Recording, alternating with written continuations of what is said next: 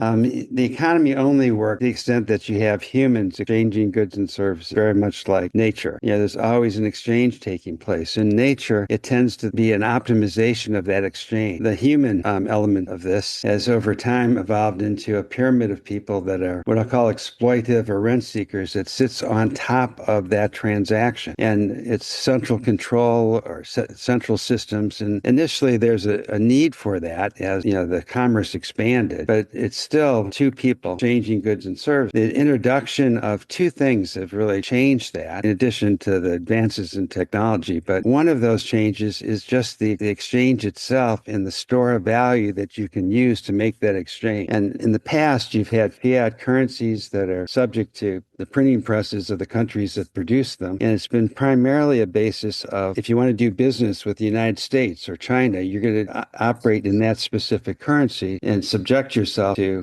whatever the irresponsible spending habits of that country are. Like our country right now, the U.S. is running a $2 trillion deficit, and we've got some printing presses that aren't recording all the money that's being printed.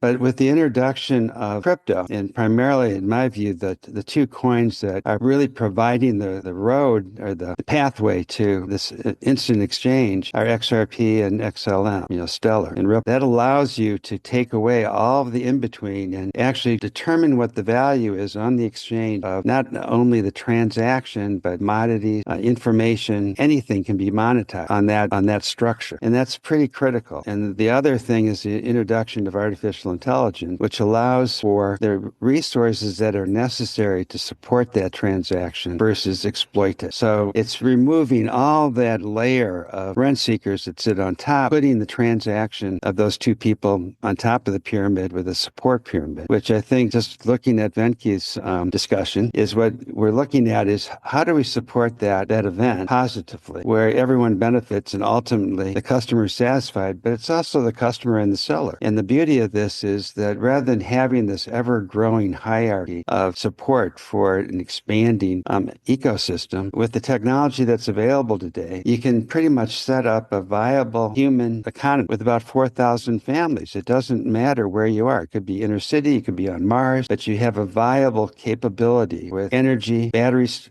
storage of energy. And if you're just using the raw materials that are available really anywhere in the world or in this solar system, it will be possible to maintain a healthy economy where you've got participation of those two people versus exploitation.